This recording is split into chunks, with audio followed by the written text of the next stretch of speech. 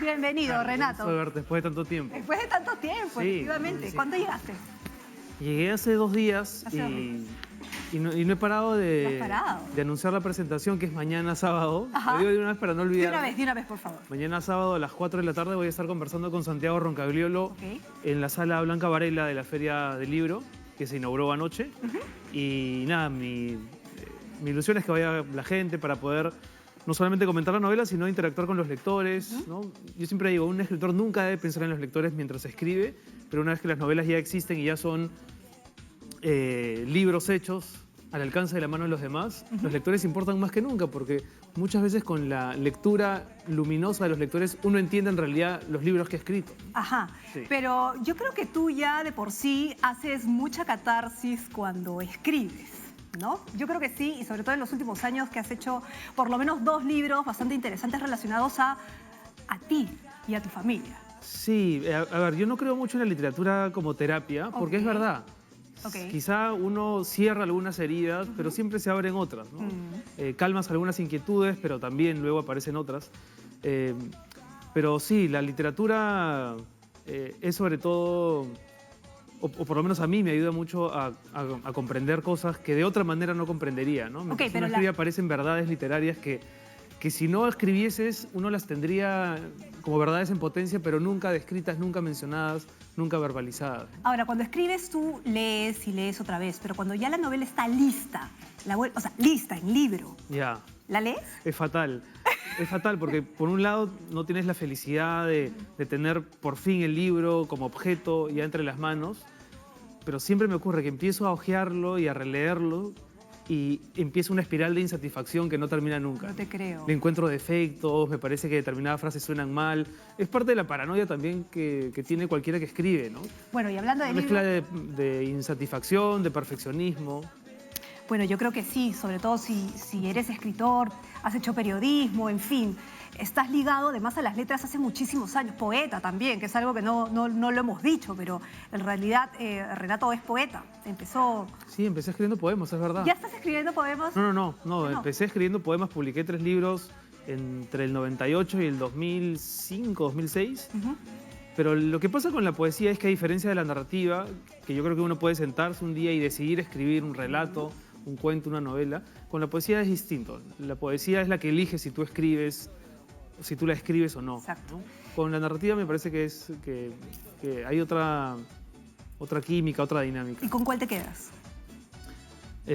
Con la que pueda, en realidad. ¿Que puedas en el momento? Sí, además, ¿o es el momento que te toca?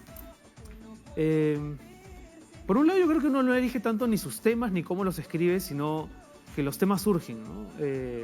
Yo el tema de mi familia, por ejemplo, lo tenía desde hace mucho tiempo dentro de mí. No sabía exactamente cómo iba a escribirlo, no sabía si iba a escribir sobre la muerte de mi padre, y muchos años después recién empezó a surgir casi como una urgencia más orgánica que literaria, ¿no? Y bueno, y con esta novela creo que cierro un poco esa saga familiar que tanto tiempo tenía en la cabeza, ¿no? Es justo lo que te iba a preguntar ya para hablar de este libro, básicamente. El anterior libro es como que tú decías, ¿no? Se cierran unas heridas y se abren otras. Sí. ¿Llegaste a cerrar las heridas con tu padre? Porque sinceramente yo hasta ahora no puedo leer por completo tu otro libro porque es obvio, todos tenemos heridas familiares. Pero, ¿llegaste a cerrar las heridas con tu padre? Llegué a humanizar a mi padre mucho más, ¿no? Yo lo tenía idealizado, pero sí llegué a comprender muchas de sus facetas que antes me resultaban simplemente polémicas o incomprensibles. Sentí que nos parecíamos mucho más de lo que yo imaginaba. Es raro cuando terminas conociendo a tu padre más de muerto que de vivo, ¿no? Te quedas con la sensación de haber querido compartir más cosas con él, más conversaciones, pero por otro lado me encanta verlo resucitado como personaje literario, ¿no? Cuando hoy hablo de él, ya no sé si estoy hablando del padre biológico con el que yo viví 18 años o del personaje, el Gaucho Cisneros, al que le di vida durante 300 páginas, ¿no? Ya se han mezclado los dos. ¿Lo has idealizado, tal vez? Sí, yo creo que lo he convertido en otra cosa. Ok. ¿Y en qué has convertido a tu familia? Porque, ¿sabes qué? Es muy... Ahora que estaba leyendo un poco, he visto que ha sido una seguidilla de generación en generación en generación de amores, amantes, todo escondido. Sí. A estas alturas, en el 2017, ¿los Cisneros se siguen escondiendo? No. Ahora, lo primero que tendría que decir es que, claro, es la historia literalizada de mi familia, ¿no? No es la historia oficial, no es un texto notarial ni periodístico. Eso es bueno saberlo. Es una novela, ¿no? Yo cuento la historia como creo que ocurrió, la historia de mi familia, que al mismo tiempo creo que es la historia de muchas familias. Todas las familias. Sí hay investigación para hurgar, sí, digamos. Hay investigación, hay documentos que son reales, hay algunos que son fraguados, que me los he inventado, pero creo que independientemente de que sea mi familia, a la que además le tocó participar de momentos históricos de la forjación de la República.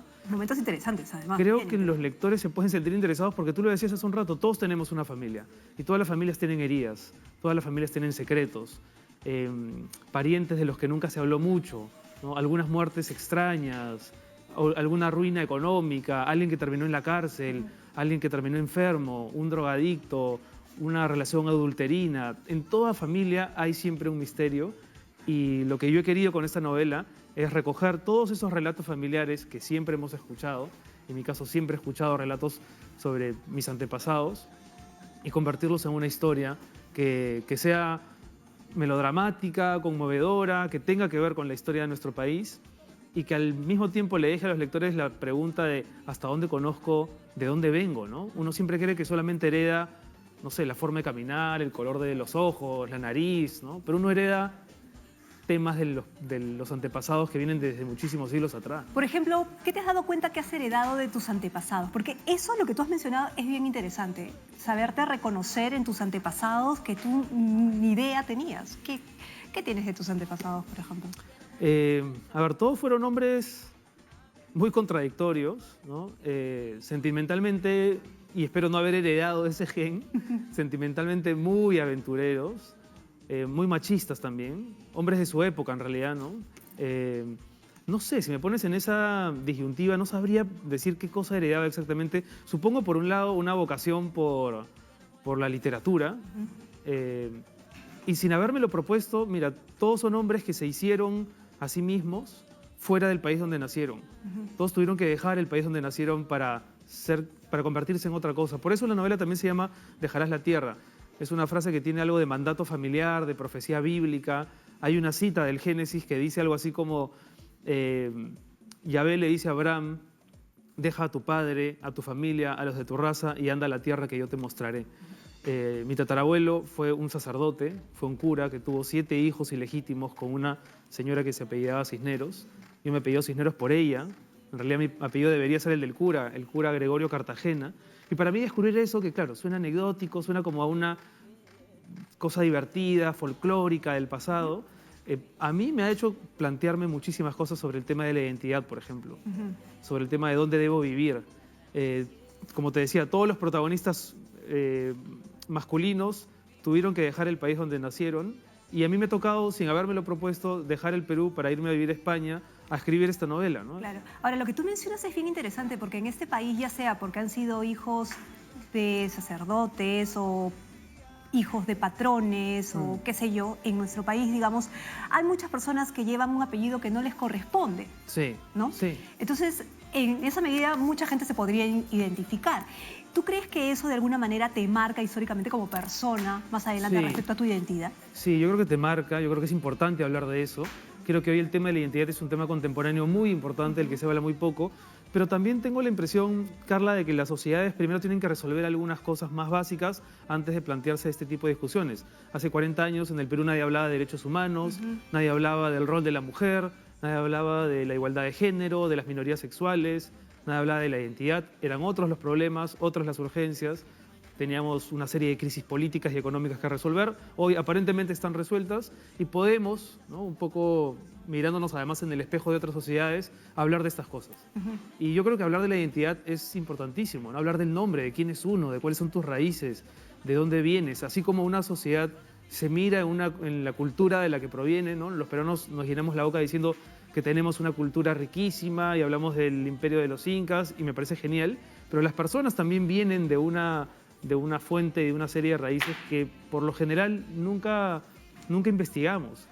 Y uno no solo hereda, ya te digo, las cosas de sus padres, ¿no? Hay información genética, por supuesto, de la vertiente paterna y materna, pero uno también es el resultado de temas que no se resolvieron en los siglos anteriores, ¿no? Por eso a mí me interesaría eso, que los lectores terminen la novela y piensen, ¿y yo de dónde vengo? ¿No? ¿Y de dónde vengo? Sí. Pero sí, da muchísima curiosidad, efectivamente, eso. Y una de las cosas también que llaman poderosamente la atención cuando tú planteas esto es, y decir que todavía hay temas prioritarios que discutir, es... Hay cosas que se guardaron en secreto durante mucho tiempo, no solamente en tu familia, sino en muchas familias. Y creo que no solamente en la familia, sino como país, hay muchas cosas que no se hablaron. Sí. Ahora, en el 2017, ¿estamos listos para hablarlas? En el Perú existe una tradición, estoy seguro que mucha gente ha escuchado la frase de eso ya pasó, ya olvídate, hay que voltear la página, que creo que es una frase que se utiliza con uso político hasta hace relativamente poco. Y eso a mí me parece un peligro, ¿no? Cuando la gente quiere enterrar el pasado o meter la basurita debajo de la alfombra porque es inconveniente, porque la gente nunca se plantea el hecho de tener que volver a tocar algunas heridas para no repetir cosas en el futuro. Y yo en ese sentido creo que la sociedad peruana, y espero no sonar muy fatalista, no va nunca a dejar sus tensiones y nunca vamos a dejar de pelearnos. En realidad venimos de una sociedad fracturada. En la independencia hay una parte en que lo cuento en la novela, había muchos peruanos que no querían la independencia. Una élite criolla, dirigente, eclesiástica, que estaba muy cómoda con el virreinato, que estaba ya emparentada con los españoles, y hubo que hacer mucha campaña de persuasión para que la independencia se concretara, ¿no? Venimos, si uno se pone a pensar incluso mucho más atrás, de una lucha fratricida, ¿no? Huáscar, Atahualpa, venimos de ahí, nuestra herida como país es esa. Tenemos casi como 12 años hablando de la reconciliación y hasta ahora no hay una prueba tangible de que eso vaya a suceder, ¿no? Yo no creo que en los próximos 50 años la sociedad peruana deje el tono tenso con el que hoy se maneja, ¿no? No creo que sea fatalista, creo que eres peligrosamente realista, pero en fin, ¿te sientes exiliado realmente? A ver, el mío es un exilio voluntario, ¿no? A mí nadie me votó del Perú. Bueno, algunos parientes quizá... Yo creo que después de esto... preferirían que viva lejos, no lo sé, pero yo sí estoy muy contento viviendo fuera, pero siempre el país es una interrogante. Desde lejos pierdes la perspectiva del día a día, ¿no? Yo que trabajaba en periodismo, me encantaba estar en el día a día, con las narices metidas en los pleitos del Congreso, en las pugnas sociales, en los líos políticos, pero sí ganas perspectiva. A mí siempre me gusta poner el ejemplo del pintor que tiene que retroceder un par de pasos para entender el cuadro que está pintando, ¿no? Cuando uno está a 1 centímetro de lienzo no entiende nada, ¿no? Estás obsesionado pintando, pero si retrocedes comprendes la magnitud del cuadro. La distancia te permite eso, ¿no? Ver el Perú en su total complejidad y valorar también cosas que cuando estás acá no valoras tanto, ¿no? Una distancia distinta que nos separa. Sí. En todo caso, vuelvo a invitar a todos para que te vayan a ver a la Feria del Libro, aunque creo que tus fans de Busconovia... Mira, de Busconovia, hace 10 años escribí ese blog. Pero yo creo que todavía se acuerdan. Sí, algunos lectores creo que han envejecido conmigo. Yo creo que sí, han crecido contigo. Han crecido y envejecido conmigo. Bueno, que vayan a la feria en general, ¿no? La feria... Está buena, ¿no? La Feria de Lima está cada vez mejor. He tenido la oportunidad de estar en otras ferias y sinceramente después de la de Bogotá y la de Buenos Aires, que tienen una historia muy potente como circuito literario, la Feria del Libro de Lima está genial. Desde el año pasado vienen ya premios Nobel, viene ahora Richard Ford, que es un autor estadounidense magnífico. Hay una delegación de autores mexicanos importante. Y bueno, yo voy a estar mañana a las 4 de la tarde con Santiago Roncagliolo conversando de esta novela y ojalá que la gente pueda ir y acompañarnos. Ahí está la novela. Ahí está. Y salir con un poco de estas preguntas de las que hablábamos, ¿no? Ok, perfecto. Mil gracias, Renato, por haber estado Carla, con a ti muchas nosotros. gracias. Siempre muy interesante.